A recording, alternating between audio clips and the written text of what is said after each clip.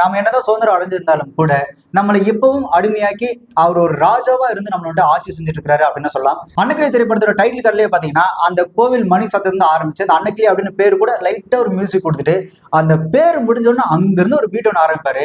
அங்க ஆரம்பிச்சவர் தான் இப்ப வரைக்கும் அவரோட ராஜாங்கம் தான்.